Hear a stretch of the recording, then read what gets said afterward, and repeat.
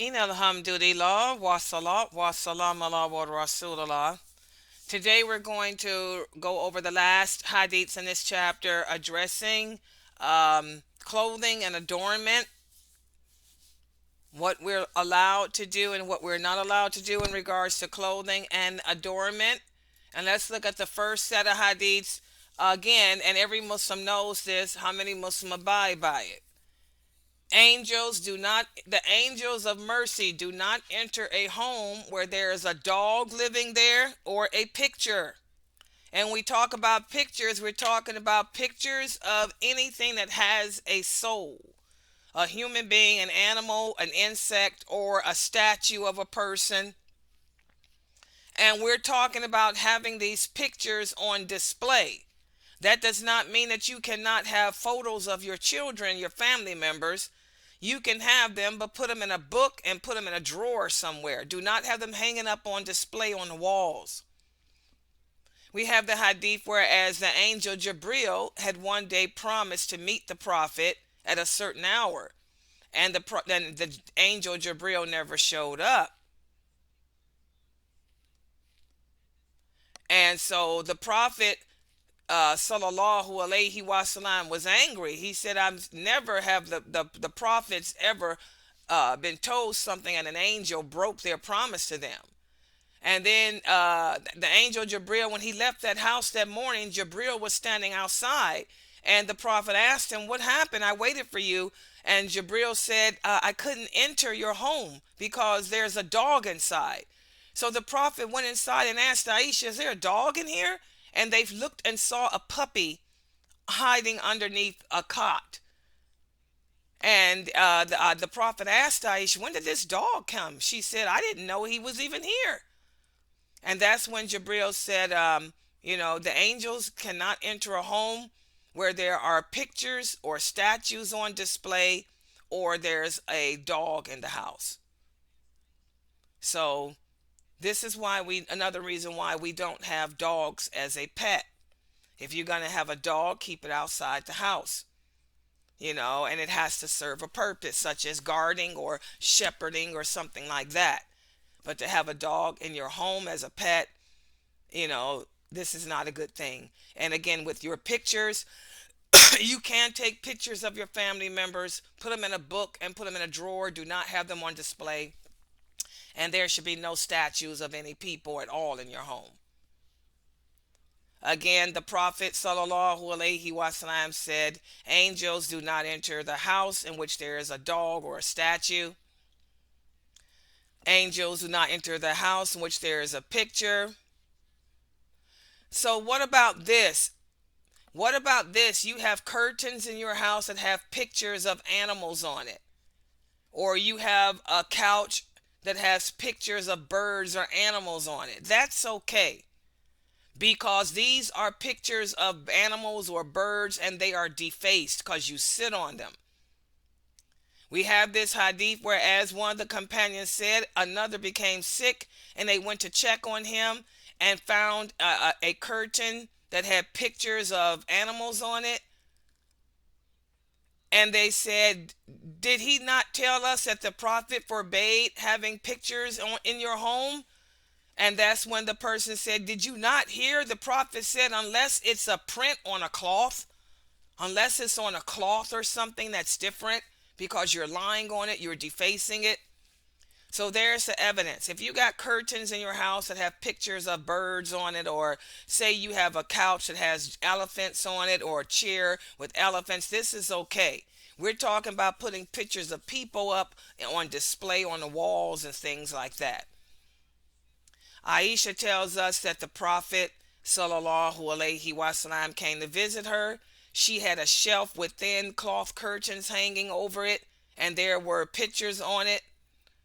When he saw it, he became angry, so she tore it down and made a cushion for him to sit on, and he used to sit on that cushion, but she didn't have the portraits hanging up anymore. So again, if it's on cloth hanging, that's something different. But the bottom line is, keep pictures of your family and animals and stuff off the walls, off your desktops, and all that type of stuff. Okay. Also, if you have animals, it's forbidden to hit them in the face or to even brand them in the face. A lot of farmers, they have cattle, they brand the cattle to let the people know who the cattle belong to. Branding is okay, but do not brand an animal in its face. The Prophet sallallahu alaihi wasallam forbade animals to be beaten in the face or branded in the face. The Prophet saw a donkey that had a brand on its face, and the Prophet said, may Allah curse the one who has done that. Do not brand animals on their face. Brand them anywhere else but on their face. The Prophet used to brand his animals on their buttocks, but not the face like you see this person doing in this picture here. This is horrible. We can't do that. Do not do that. The animal is terrified. It hurts like crazy. Don't do that. Okay? So again, Islam is all about justice and being kind, not only to each other, but to the animals as well. So don't beat an animal in the face and do not brand it in its face. You have the curse of Allah on you if you do that. And that brings us to the next set of hadiths. And this is something that young Muslim brothers need to fear. Islam forbids a man from having part of his head shaven and the other part not. You see this hairstyle, this is a fade. This is a very popular hairstyle. It looks very attractive on a lot of men. But this is haram for Muslim men to wear. The Prophet said if you're going to shave your head, either shave it all off or leave it alone. But do not have part of your hair shaven and the other part not. The Prophet sallallahu alaihi wasallam forbade kaza. Kaza means to have part of a boy's head shaved and leave another part unshaven. So no fades. Muslim men should not wear fades. You can cut your hair, but you cannot shave part of it and leave the other part unshaven. And also, the Prophet forbade us from sitting in the streets gossiping about other people. The Prophet said there are certain rights that the people have when they are walking on the street. He said their rights are that when they are walking, you should not look at them. Do not stare at the women. Also, you should greet the people who walk past. Give them the greeting of Assalamu alaikum. Also, enjoin the good and forbid the evil. Don't sit in the roadways laughing and gossiping about people and harming people. Again, Islam is all about being kind and good to each other and to the rest of Allah's creation. And that brings us to the next set of hadiths. What about fake hair? Islam forbids us from wearing wigs.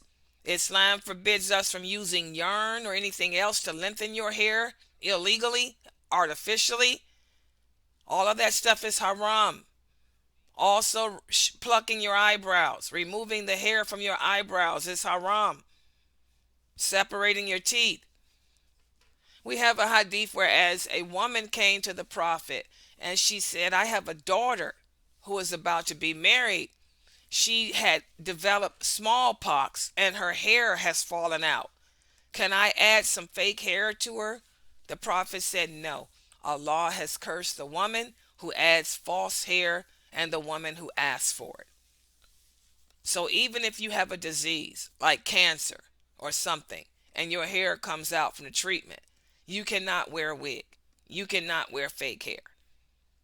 You can shave the rest of your hair off to make it look neat and put a hijab on, but you cannot wear false hair, not even if you have a disease that takes your hair out.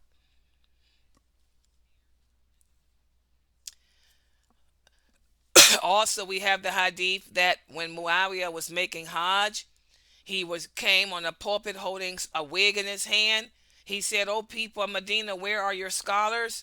The prophet forbade the wearing of wigs. He said this is what brought the destruction of the people of Israel when their women wore this type of hair. So no fake hair, no extensions, none of that stuff. That stuff is haram. The prophet said Allah curses the woman who adds false hair and the woman who asks for it. Also the woman or the man who wears tattoos too. Not only are women and men forbidden from wearing fake hair, but also tattoos.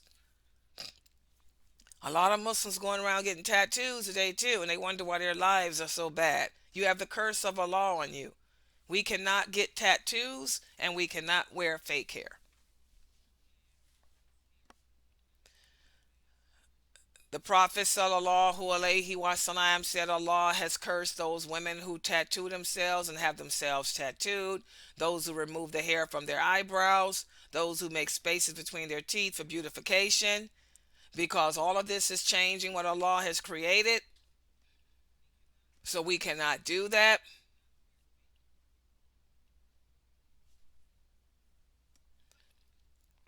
So none of that, guys. And that goes for women and men. None of us can wear fake hair. None of us can wear extensions. None of us can put tattoos on. None of that. I mean, wear tattoos. None of that. Also, if you're traveling on a journey, do not travel with a dog or a bales. The Prophet sallallahu alaihi wasallam said angels do not accompany a traveler who has with them a dog or a bale. Bells are the musical instruments of shaitan. So chimes, a lot of people like to hang chimes up on their patio. Chimes are the musical instruments of shaitan. No chimes, they attract the jinn. No bells, they attract the jinn. No dogs, the dogs run away the angels of mercy. Okay? And also putting necklaces around a camel's neck, thinking it's going to protect you from the evil eye. This is haram too. So none of that, guys. No dogs, no bells, no necklaces around camels or anything else, thinking it's going to protect you from the evil eye. And then finally, the last set of hadiths here address how one of the signs of the last hour is that women will be naked, will appear naked even though they are dressed. That's what we see today. Women have on clothes, but you can still see their bodies. The Prophet said there are two types of the denizens of hell that I have not witnessed yet. One of them are people who walk around with flogs, like a tail of an ox, and they hit the people with them. And then women who are dressed but still naked, who are so seductive that they tempt people to want to fornicate with them. Their punishment on the day of judgment will be that Allah will cause their heads to take on the shape of a hump of a camel for punishment, and they will never enter paradise. That hadith does not forbid women from wearing their hair in a ball. It does not forbid women from wearing ponytails. That hadith is speaking about the punishment that will be in store for those women that walk around like this, wearing see-through clothing or showing their body parts. When they are in their grave, their soul will be placed in an oven in hell, and their heads will take on the appearance of a camel's hump to make the punishment even more severe. And they will be tortured in that oven over and over until the day of judgment. So, wearing tight-fitting clothing that shows your shape, and a lot of Muslim women like to wear tight-fitting clothing, this is haram. Even though you have clothing on, a man can still see your body. He can still see the curves of your body. This is haram. And also, we have a hadith where as a woman came to the Prophet and said, I have a co-wife. Is there any harm in for me if I give her the false impression that our husband favors me over her? And the prophet told her, he said, this is a lie. And whoever creates false impressions like this is like a person who is given a garment of falsehood to wear. Don't do things like that. Don't try to make your co-wife jealous by giving false testimony about something, that isn't true. So again, Islam is all about justice. Islam is all about being fair and kind to each other, kind to Allah's creations.